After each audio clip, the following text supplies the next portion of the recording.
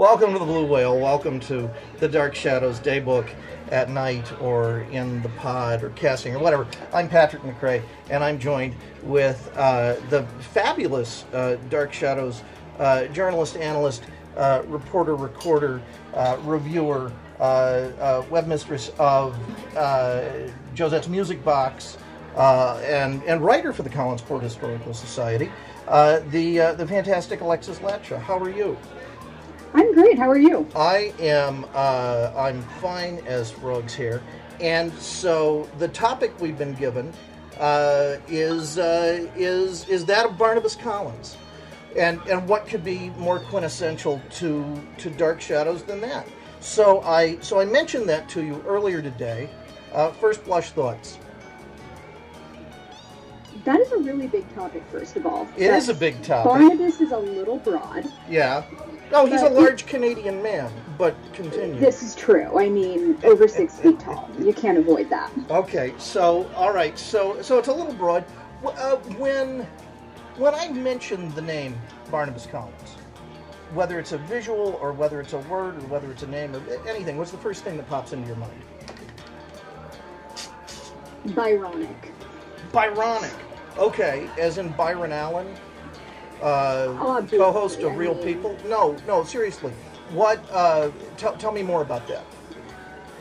The first thing, this was not a pre-planned statement, this was actually the first thing that popped in my head, was somewhat of a Byronic hero. Okay. That whole romantic, tortured, somewhat brooding and melancholic hero of the story. But interesting that the word hero is what you went to. I did. Because a lot of people love to attach the word villain and go very dark when they talk about Barnabas. So let me ask you, why do you think they go there when they talk about him? I mean, I guess he murders people, so there is that, but... I mean, to be fair, there is a body count, but that doesn't negate the hero. I stand by the hero statement. I think a lot of people go to villain. Part of it may be because of the early establishment of the character. Mm-hmm. That very early intro to Barnabas, which is all sorts of fun. It is. But I personally don't believe is the defining arc for his character. I think that's testing the waters, feeling it out, getting in there, then realizing that killing this character is a terrible life decision and not doing it, and righting the ship.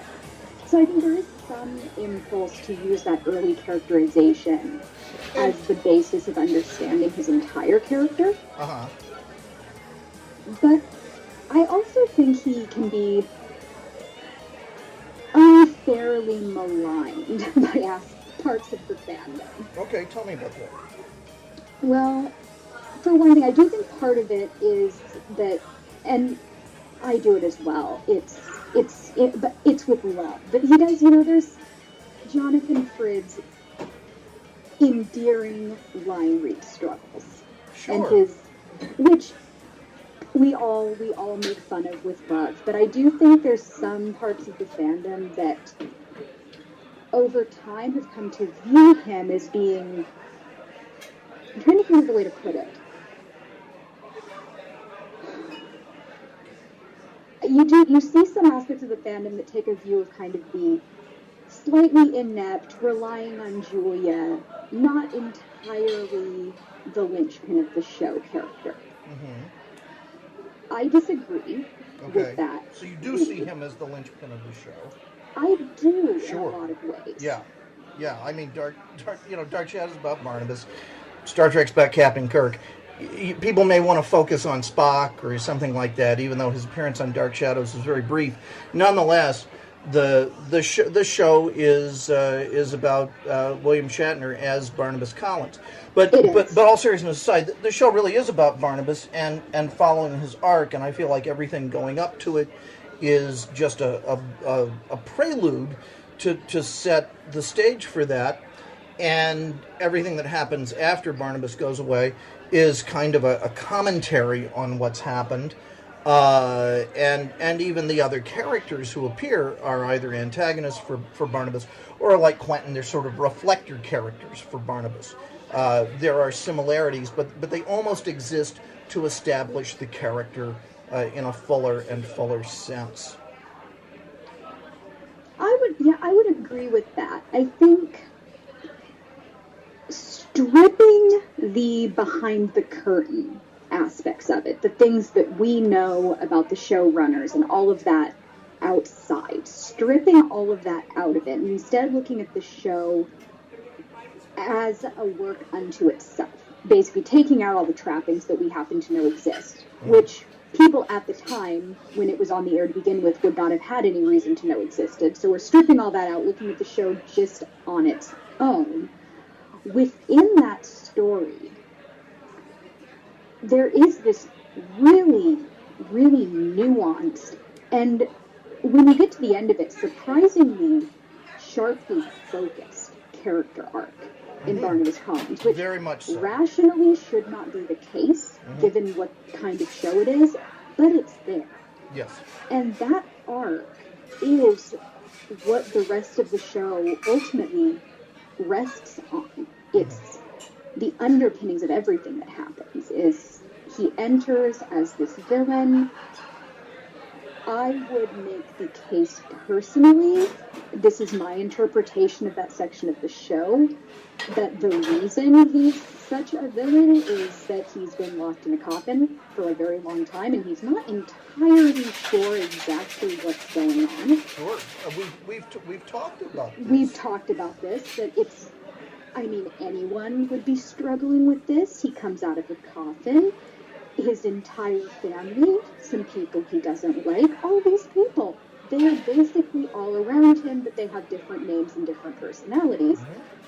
It's not beyond realistic to think that he's a little confused and maybe doesn't really think this is entirely real. You know, maybe he just finally snapped. He's gone crazy in the coffin. Or it's Angelique's, sort of putting him in the Matrix and messing with him. Because then he sees his fiancée, who died, but she's a barmaid. And so the story becomes Vertigo. Yes, it does. It becomes Vertigo. And he thinks that he can recreate her, or if not recreate her, if this really is Josette, he can release her. He's got this mouth-breathing rube, who's his closest connection to humanity. And yet he keeps trying to betray him. He was used to Ben Stokes. And he and Ben, for one thing, already had a history. So Ben was going to trust him, but also Ben was just a more trustworthy type of unseemly criminal rather than Willie Loomis. But of course, Ben Stokes wasn't meant to have much of a character arc, and Willie Loomis does. You talk about a character who changes tremendously over the course of the show. Willie has an incredible character arc, but that's its own topic. That is a whole other podcast episode. It is. So when we look at this, for one thing, I think there's a right way and a wrong way to watch the series, and it doesn't necessarily involve sobriety, but I think for me it's much more interesting to watch the show from Barnabas's point of view and timeline rather than from Victoria's. So, if you start at the beginning of 1795 and go forward, and then when normally the 1795 story would happen, you just skip that, and you go to where they're back at the seance, suddenly you have a very different context for Barnabas, because you start the story with Barnabas as a human. And it's very easy then to see him as a better person, and to see what he's capable of. I really like that personally. That was specifically, I watched the show in 2013, and it worked extremely well. I came up with some statistics that also clarify the show. I did. I'm big on statistics. I'm big on numbers. I like it. And so here we are. Some things to think about. In looking at Barnabas, hero or villain, and I say hero, I say one of TV's great heroes, maybe one of literature's great heroes. I'm very big on that. And I think that darn movie, that House of Dark Shadows, which a lot of people like, and that's terrific. You mean the greatest film Hammer didn't make? I don't know if it was the greatest film Hammer didn't make. I love that film, but I love that film as sort of a knockoff Hammer horror and not as a piece of Dark Shadows canon. Well, it's not. I mean, it's a strange movie, and it's a very strange movie. In the documentary they made, one of the writers went up to Dan Curtis and said, "Why is Barnabas such a jerk in this? Why is he killing people?" I thought, Barnabas had kind of moved beyond that to, the Barnabas everyone loved that had kept the show going for years. And Dan just looked at him and said, "No, we're not making that kind of movie." And that movie also has some spectacular Day for Night. Dan Curtis is a big Day for Night fan. It's in the '90s revival. Some beautiful Day for Night. He was a big Day for Night guy. Dan liked to save money, but if we look at the breakdown of because my House of Dark Shadows experience is a whole separate thing. If we look at the breakdown of sort of good versus evil on the show, it's interesting because according to my inaccurate count, he spends about 15 months of the show as what we would call evil. He spends about 29 months of the show as what we would call good. Within that, he is a vampire for about 31 months. And then within that, he is human for about 13 months. But I think the important number here to look at is that 29 months that he spends as essentially a good person, as opposed to 15 months of evil, which would be when we first meet him, even though it's a very conflicted evil. It's when we first meet him. And then I count 1795. I went ahead and counted that in the evil era, just for the hell of it. And then the beginning of the Leviathan arc. Yes. So I put that, I lump those into his times of naughtiness. But the rest of it, he's a hero. So for 29 months of his stint on the show, that's a long time. It is, and I feel like maybe with 1795 we could grant some extenuating circumstances. Oh, I totally agree. I would grant extenuating circumstances. He's been through some trauma. It's been a bad time, Well, that increases his era of general goodness. I would, because I feel like the end of 1795. He didn't even know vampires existed, and now he is. Yeah, they were loath to use the word, and I believe it's somewhere in the early beginnings of the 400s, 402, 405, something like that. I think is where they first used that word. He's dropping off dead prostitutes in the rooms of his ecclesiastical enemies. He's doing good stuff. What era of the show was going on when you first started watching it? Oh, I couldn't even tell you off the top of my head. The first time I saw the show was in Sci-Fi Channel syndication in the 90s. Okay. And I started watching actually because my mother was a fan of the show when it was on the air the first time, and she was watching it in syndication. She hadn't seen it since it had been on the air originally. So I didn't start watching it immediately. Somehow along the way, because my mom was watching it all the time, I started watching it with her. It probably was, honestly, it might have been around 1795 when the very first time, which that's a part of the show that I'm very well versed in because I've probably seen it more times in its completion. So I'm not sure why that is, because it's actually not my favorite arc in the show. Sure. So here's a question then, based on that. Do you think when people begin the show, do you think where Barnabas is in his life, do you think that affects their reading of the show from that point forward, or do you think it's more flexible than that? It probably does, just in that way that our first impression of anything can color it. Mm-hmm. However, that being said, I do think that your initial impression of something can be overcome, and it may not need to be overcome is the best word I've got for it, with a close read of the material. Mm-hmm. Like, your opinion about Barnabas, if you start watching the show right when he comes in the first time, he's evil, he's picking people off, he's beating Willie, it's, all sorts of fun stuff's going on at Collins Court. You start watching there, and your first impression is evil, villain, bad. Mm-hmm. And you may stick with that. That may stay with you, and you may never really see him as redeemable. And some people don't. He's killed a bunch of people. Maybe he's not redeemable. I don't know that you're necessarily stuck with that if you then go back and give the whole story more of a close read, and you really look at it, and you really track the arc, which can be hard to do if you've seen the show stretched out over a very, very long period of time as it was initially aired. And I know some people do watch it that way, like one episode a day. Mm-hmm. I don't think I could do it. That's not how I consume this particular program. I consume it in very large chunks at a time. Yeah. Which I do personally advocate. I think it helps hold the story together when you watch it quickly. I've done it both ways, and it's interesting both ways. The nice thing about, I don't want to use the B word.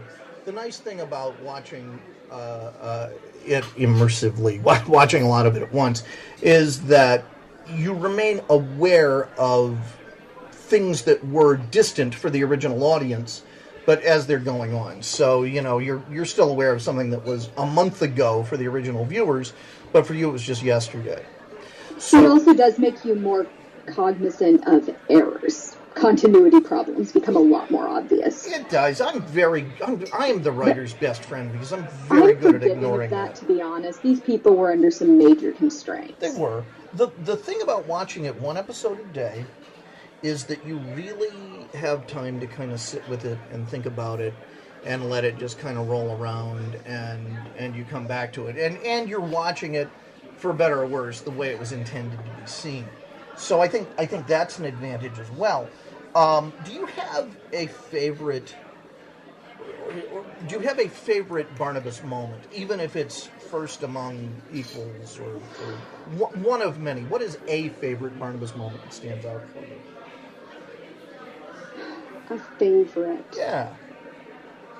It's not so much a single moment. I'm stretching that a little. Okay. The very end of 1840. Oh. The end of the courtroom and Andre, that chunk of the show. Gosh, yeah. Well, when he goes to look for her. Yeah. And they say they've released her, and how happy he is to go find her, and yeah.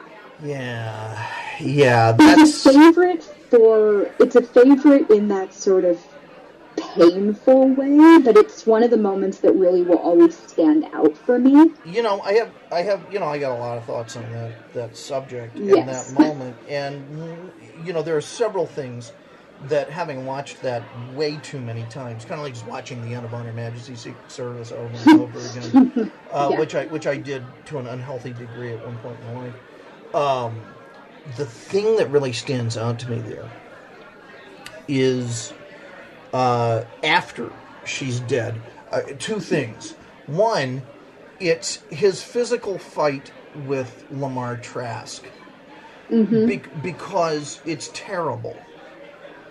And it's wonderfully terrible, not in a campy way, but in that these are two men who have absolutely no experience with fisticuffs whatsoever.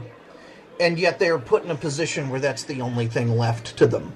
And so the slapdash nature of the fight choreography for me works beautifully because it just has this sloppy desperation of incredibly intelligent characters who are driven to this moment. And I love that. And then there's another moment where Stokes really presses Barnabas to go. Suddenly, after just hanging around in 1840, Stokes is like, oh, well, boy, we better go. That staircase might not be there for much longer.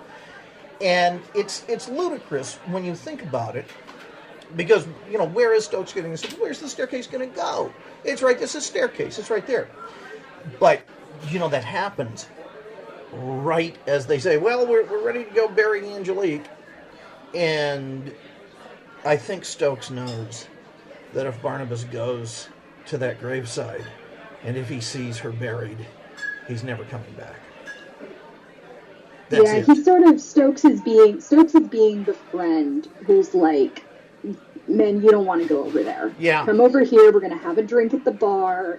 You don't want to go over there. And he can't come out and say that to Barnabas, so he has to make up this nonsense. It really is a nonsense excuse if you look at it. Like, well, why today and not a week ago then? and I think probably. And how do you know that? I think Barnabas knows what Stokes is doing. I think he does. He's not stupid. No, he's not.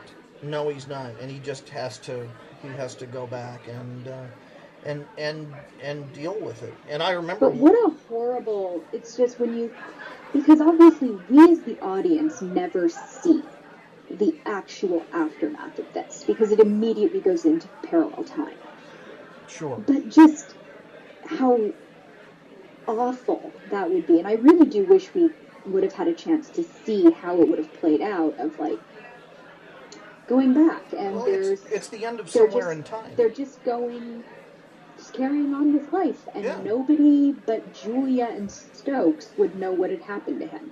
Not a single person would know. Did you see Somewhere in Time with Christopher No. Reeve? Well, it's a great movie, and basically he loses someone in a time travel incident and winds up in the present and can't go back, and he just dies of a broken heart. He just sort of sits catatonically. Until he's gone, and I this sounds so ludicrous. I worry about Barnabas. I worry that this is what happened to him. When I did the big viewing of the show, the big immersive viewing in 2012, I was fine emotionally until I got to that moment when Barnabas had to come back to the present, and I remember getting in bed that night. And just sort of lying thinking about the show and what I had seen that day. And it was the second to last day of the whole shebang that I was doing, where I watched the whole show in 45 days. And second to last day, I get in bed, and I had this weird thought. I thought, well, what is Barnabas doing right now? Which was weird. But you've lived with these people for 45 days, and so it almost exists in real time for you. And I just thought about what his feelings were at that moment and how crushed he was after everything that he went through, and that this is what you're given. And it hit me emotionally like very few experiences I've had. And I actually felt like the show was cruel at that moment. And it was overwhelming. It was a terrible moment to have emotionally. It was a very rich moment at the same time. Yeah, I do, on this subject, before we move off it, I do want to say something. Yes, please. About that 1840 moment. Please. You know this about me, that I am a die-hard advocate of Barnabas and Angelique being the real love story. Well, obvious. Do you even need to be an advocate for the obvious? Yes, but what I want to say is I have encountered people who try to say that the end of 1840 is some kind of non sequitur. It happens out of left field, no one saw it coming. They built up to that forever. Yeah, I agree. You go way back. The one that sticks in my head, it's around the Cassandra storyline. Uh-huh. I think it's around the Cassandra storyline. And there are moments, or after that, and there are moments where, he could do something to her, and he never does. Ever. There's a reason. There's some moment along the way where she comes to him and she tells him that she's dying, and his reaction is not glee, it's like shock. He's like, dying? With this tone of like, that's not what's supposed to happen. Yeah. Because he doesn't ever really act on any of his opportunities to take her down. Ever. The one time he does is really 1795 straight out of the coffin. Yes. Yeah. Well, he does. Well, he kills her at one point. He does kill her in the 1795 flashback back. Yeah, where he goes right. back he in time, and because she's messed over Vicky. She says she's going to get Vicky out of the noose, and instead she just lets her die. And Barnabas and Ben have just had it, and they take torches to her. I forgot about that. Yeah, I haven't seen that part of the show in a while. You were correct. He does kill her once. But I mean, again, extenuating circumstances. I think he knows she's going to come back. It's been a long day. She's going to come back. I just got to get this out of my system. But I can't agree with people whose read on the show is that this was a total out of left field decision. It's been there the whole time. You know, even, let's say it were a total out of left field decision. You know what? It doesn't matter. Because eventually the narrative of how they made the show, while it's interesting trivia, pales in comparison to the fact that the show is a finished text. And whether it was put together piecemeal and blindfolded and just grabbing things at random, or whether it was some master arc that Dan had in a Straczynski-like manner in his desk, which we know he didn't, but whether either of those things are true, or neither of those things are true, when somebody pulls that thing off the shelf in 20 years, 30 years, 40 years, 50, 60, whenever, 100 years from now, and if they ignore that making of story, which really is a tangent compared to the text itself, all they have is a story that ends. And the ending is what defines a show, is what defines a story, is a show that ends with the two of them together. So as far as they're concerned, this whole thing was built going to that moment. And the fact that it wasn't becomes an interesting, kind of vaguely trivial conversation like the Stratfordians versus the Oxfordians, which ultimately, who cares? We have the plays of Shakespeare. Yeah, I feel like in a way, to apply some literary theory to this, True. I advocate a sort of new criticism approach, which is the close reading of a text as a self-contained object. So would that actually factoring in background information. So would that be post-structuralist? It's mid-20th century. I got it. Good for me. I'm smart. It was T.S. Eliot. T.S. Eliot was one of the early promoters of new criticism. It was specifically usually applied to poetry, but it was basically you close read a text as a self-referential thing. So you're not actually, even if you know that the author had XYZ happening in his life, you don't count that into your analysis of the work because that's not in the text. Which a lot of people have trouble with new criticism because they say that you can't read a text in a vacuum. Mm-hmm. But with something like Dark Shadows, I actually do strongly advocate taking sort of a new critical approach and not being consciously thinking of the nuts and bolts and the stuff happening offset. Because I think that changes your experience of it, and it changes how you interact with the text. When you put that barrier of knowing that these actors were cramming these lines and that the writers didn't really know where it was going, and knowing that changes your engagement. And I think it lessens it also. I do too. So with this text in particular, I advocate trying to divorce it from that background knowledge. Which again, like I said earlier in the conversation, people in 1969 didn't have that knowledge watching this on TV. No, they didn't.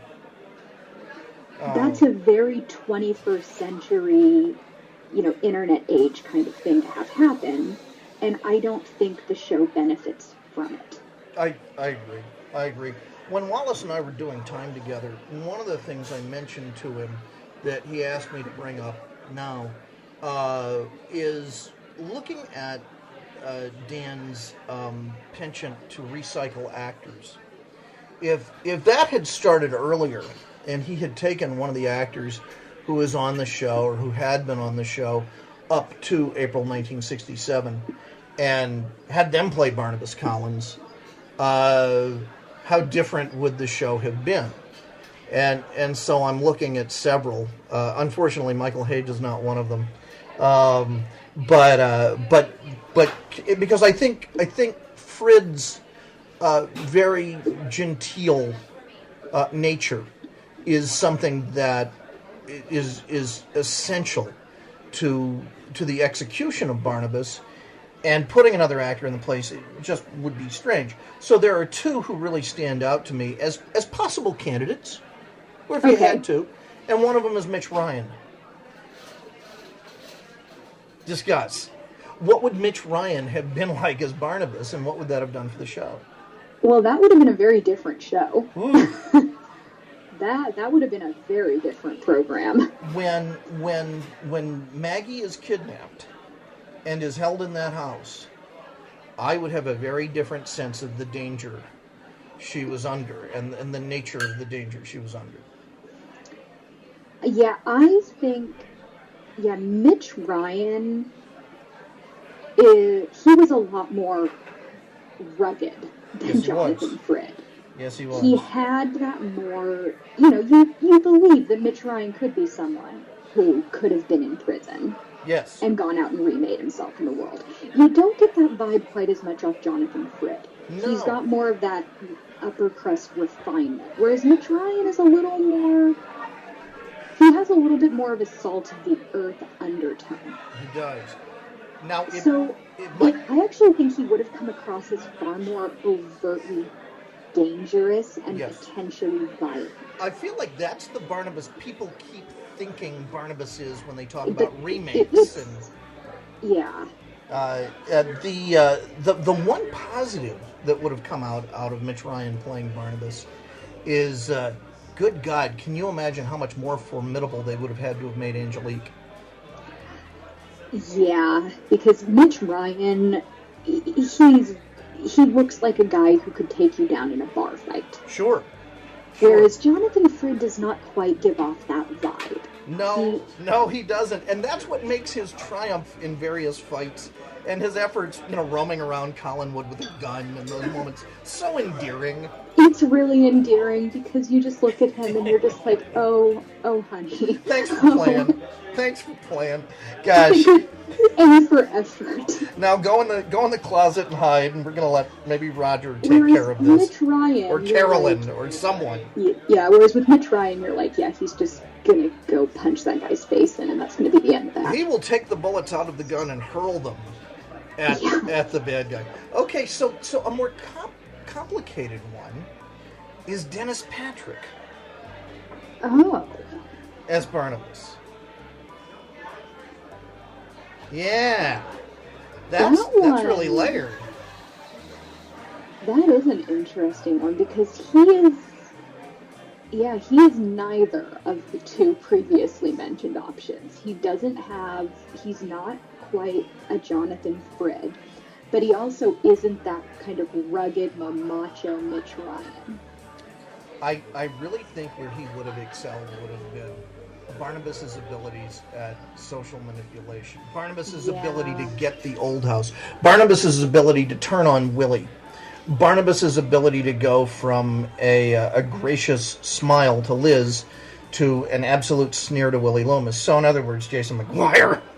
I was going to say, so basically Jason McGuire. Yeah. Basically it would have been Barnabas Collins as played by Jason McGuire. And I would not have felt as sorry for him dealing with Angelique. No, I feel like the thing is, Dennis Patrick is a lot less sympathetic. Maybe, but gosh, I love him as Paul Stoddard. In a way that I'm going to put a caveat on that, in a way that I very much like and appreciate. Okay.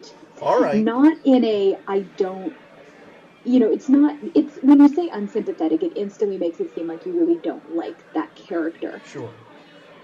It's more that there's a little bit more of an inner conflict over whether you want them to succeed. Yes. And I think that's what, once Barnabas is sort of over his evil phase, you don't want him to... You actually honestly never want him to fail, let's be honest. No one ever wants him to get staked in the coffin. Even when he's evil, you don't really want him. He's fighting to get his gal back. I feel like there might be a little more of a thread of, but maybe we do want him to get it staked in the coffin with a different actor. Oh, I think so. It would be less of that instantly like, oh no, we definitely don't want that to ever happen, is what is with Jonathan Frid. You don't want that. Yeah. You almost feel very protective of him very quickly. An actor who's better at playing unsavory characters there would be a little more of that push-pull of, but maybe we would be better off if someone killed you. Okay, so now we're gonna go last thing, and then we gotta. Bob's getting ready to close. So we gotta hit the trail.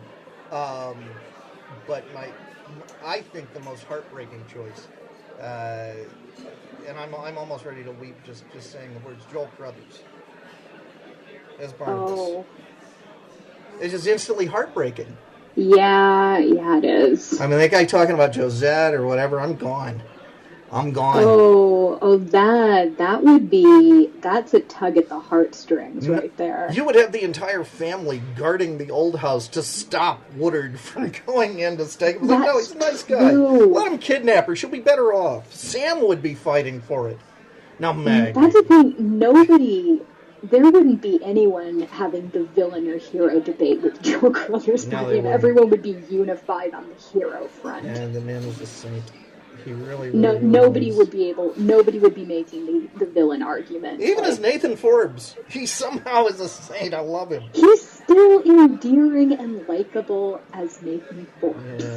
Yeah. Who should not, under any circumstances, be seen as endearing or likable. No. All right, Bob's getting ready to close. I say this: long live Joel Crothers, long live Jonathan Frid. I agree. Hear, hear. So say we all. Have a great night. You too. Thanks for having me. Absolutely. Bye. Bye.